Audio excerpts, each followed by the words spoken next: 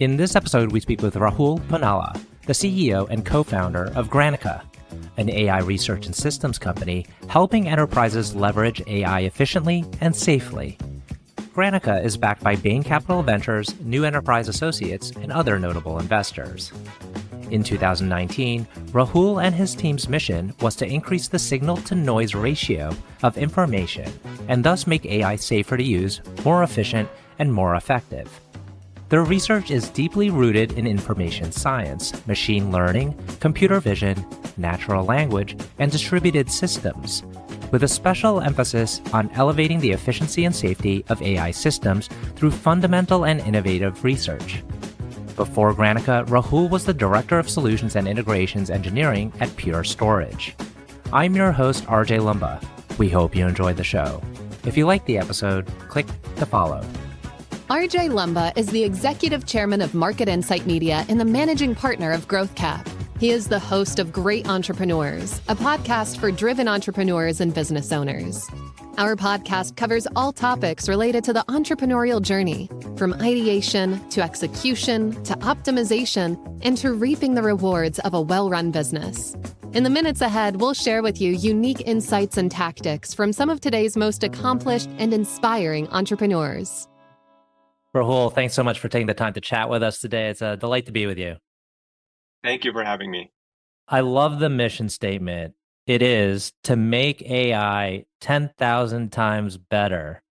Can you share a little bit more color behind the mission statement? Yeah, for sure. AI's foundational pillars are three: models, compute, and data. And the model, what OpenAI has shown us and what DeepMind has shown us is given vast amounts of compute and near infinite amount of data, you can actually produce kind of quote unquote intelligence, right? That's what you have seen with the OpenAI models. That's what you have seen with DeepMind's AlphaGo models in the past and things of that nature.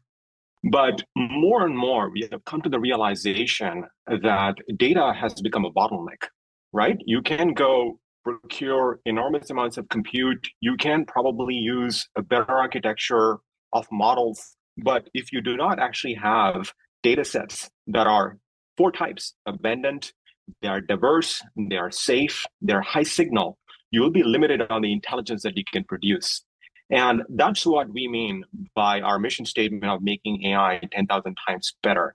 It is by ensuring that your core data sets that you're using for training are, again, safe, effective, and efficient. You can actually see repercussions across the stack. So if you can make data 10 times better, your compute is going to be 10 times better, your models are going to be 10 times better, your agents and the users that are actually consuming those things get 10 times better. And if you multiply all of those 3 or 4 things together, you get 10,000.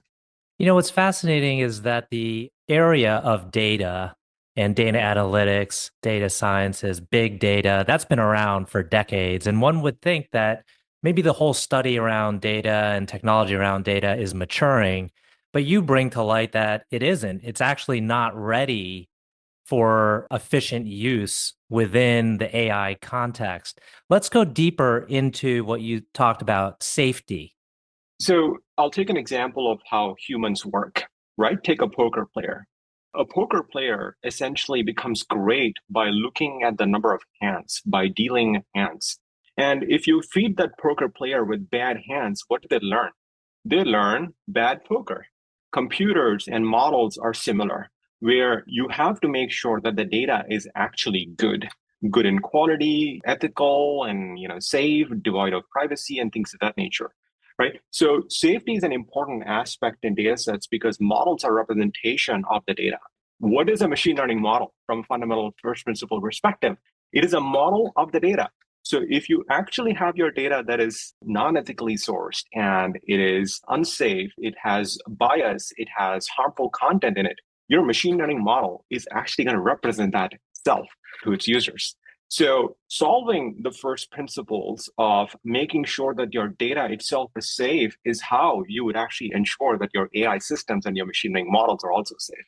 That sounds like a daunting task to figure out which data is safe. I mean, clearly you can more accurately tell where it's being sourced from. Yeah. But then how do you go about deciding on or figuring out safety and how safe a data set is? So unpacking safety primarily comes down to three or four fundamental sort of dimensions. The first is privacy. As the users are inputting their information, the models are getting trained that information. So can you actually strip out very simply private information that is stored in those data sets that are used for model training, right? So think of that as your PII. Those are some things that you can basically have some machine learning models that specialize in those detection and classification of the private information. Where before the data is fed into an AI model or a machine learning model, you're using kind of a specialized model to detect at a very high accuracy if the data sets contain any private data. But safety goes beyond just data privacy. Safety goes into the realm of bias. If you have a lot of users in your system, but then there's a small cohort of power users that are actually fit a certain demographic and they're actually infiltrating, so to speak, the data sets. If you point your model to the data, the model is going to again represent towards whatever your weight is in terms of the data sets. So the bias is something that you can smoothen out. Then the third aspect of it is obviously harmful content, right? I'm sure when you probably dialed into a customer service rep from Comcast or one of the internet companies, you got frustrated and you probably were, using some angry words or, kind of express your frustration. And all of that is something as a customer service agent bot or an agent model is going to get fed with in terms of producing a customer service agent and a customer service AI model. So again, how do you filter out that harmful content? By building, again, models that are specialized for detecting that kind of unsafe data sets. So the data safety angle is paramount and is super critical in terms of producing AI safety, because one can say that, hey, I can build the models that actually have inherent emergent abilities to do it within the AI model itself. But then you're not solving the first principles. You are better off by ensuring that your data itself that you're using for training is safe in order to promote AI safety. Anything that you do on the model layer or anything that you do on the guardrails on the LLMs or the AI agents on the output side of things, those are all additional benefits to ensure that you're not producing harmful content to the users. And describe for us the moments when you started coming up with the idea for Granica. It was around 2019, I think, when you founded the company. Were there kind of a series of insights or research that you were doing, which then flipped open the light bulb and you said, okay, this is the path we're going to move forward on?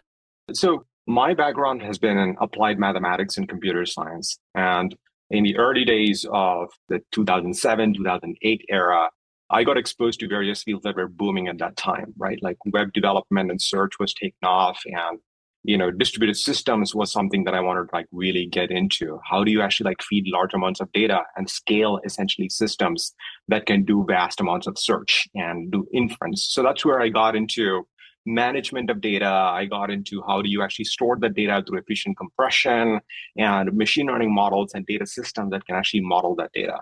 Things changed, I would say, for me in January of 2016, when DeepMind published their research paper around AlphaGo, right? That completely kind of revolutionized how you thought about machine learning, which was not just a science project sitting in a lab, but actually using a new technique called reinforcement learning that allowed an agent, an AI system, to learn through reward functions and actually get better over time and beat a Go player, right? One of the biggest and best Go players in the world.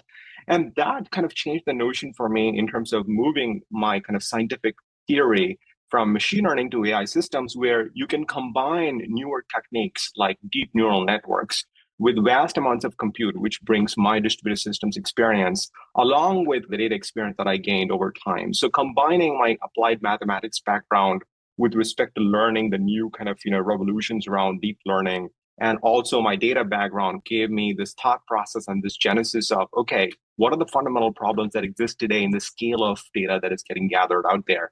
And what kind of systems can we build in order to actually power machine learning models and AI systems that can completely sort of revolutionize how we kind of look at the world? So that's where the genesis of Granica came into play, to focus on the biggest bottleneck that we thought exists in systems, ML systems or AI systems, which was data. So ML models were, again, kind of, going into the realm of transformers, right? There was a transformer paper that got released in 2017. And GPUs were also kind of, getting into the verge of really kind of powering those transformer models. Data was not something that was being paid attention to because it was taken for granted that we have massive amounts of data sets on the internet. But that theory was fundamentally rooted in some false premise, and that's what we wanted to change. So yeah, I mean, 2019, I'm an immigrant, so I had to put in my time to get my green card and, other visa statuses, but always been a kind of an entrepreneur by heart since a very young age. So in 2019, we formed the company as a project, actually. The stealth name of the company was Project N, where N denotes the mathematical notation for unknown. We don't know what the capabilities of using great data, the best data to power ML systems would look like. So we started off that as a research project. We are structured as a research company and a deployment company in terms of products even today. But the research project basically took us into the realm of what kind of data, fundamental algorithms that you can build that can help power these machine learning models. And we did that research for about 3 years, 4 years. We launched out of stealth in, last year, 2023 in Q3, and we've been growing extremely crazily since then. Yeah, and I noticed you have very reputable investors backing the company. As you were thinking about the business model, did you point towards those clients or sectors where the data need is the greatest? How did you hone in on the target market? In terms of the data philosophy, if you think about the 4 dimensions that I was talking about, abundance, diversity, safety, and high signal, based on my prior experience, I learned that enterprises actually have humongous amounts of data that they have collected over time, but they were unable to put to use, that amounts of data sets that they collected, either due to cost reasons, due to the systems that they had built that were unable to scale, to these levels and things of that nature. So that was the first problem that we wanted to tackle, which is how do you actually enable these enterprise companies to efficiently store their data? Before you even actually figure out what to use and how to use it, you've got to figure out how do you efficiently store this data, collect this data. So that's where our notion and the prior research that we have done for a long time came into perspective, which was around data compression. And data compression not only allowed us to kind of save, quote unquote, dollars and bottom line efficiencies from day one, but also remove some of the noise that exists and the redundancies that exist in the data sets. So it was a double whammy in a way, where we were not only kind of figuring out how do you store data efficiently, but a key realization for us was if you can marry the data manipulation that you're doing and the data modeling that you're doing in terms of compression, if you marry that with the objective of the model, objective of the business initiative or the objective function of the model itself, then you can really do this in a very intelligent way, where you're not just compressing bytes for the sake of compression, but you're actually doing so in such a way that it reduces noise in such a way that improves the model performance. So that's where, the genesis of our target market came into existence, which was primarily large enterprises or even technology companies that use data as a differentiation for their business. Okay, got it. So it wasn't necessarily like we're going to target pharma companies or we're going to target, just broadly speaking, large enterprise. That's right. That's right. And then the second sort of notion for us was, again, going back to my first principles way of thinking about these things, was the business model also something that we thought about was broken in the era of this data abundance and kind of the machine learning advancements that were happening, where a lot of the business models that exist today are primarily around usage. You process this amount of data or you run this amount of compute, then you pay for that use. But what is the outcome that it is actually driving? What is the amount of storage that you're actually storing, which is actually producing real results for your business? So we had to question that model in such a way that it allows us to build extremely terrific products that drive real business value. Then we become, as a business, indispensable for an enterprise. So we took a fundamentally unique approach of coming up with this notion of around value-based pricing, where data compression, if you really think about it, it is actually storing less amounts of bytes, which translates to not only less amounts of storage, but also fewer bytes transferred over the network and also reduction in compute. So all of this combined is actually driving down your OpEx for your business. So you're driving real savings. And we wanted to basically value that and get paid on the outcomes that we are driving for the business. So we said, can we actually change the business model where there's not going to be based on units processed, but actually based on dollars saved? So we take a small percentage, a fraction of the savings that we realize for our customers. So that way it's a tangible benefit for them. It's a tangible benefit for us. And the more data that you process, the more value that we can give you. I'd like to touch on, just for a brief moment, your investors. You have NEA and Bain, which are two premier names. How did you go about bringing them into partnership with the company? I'm in the business, I would say, to do two things. One is to build a generational company.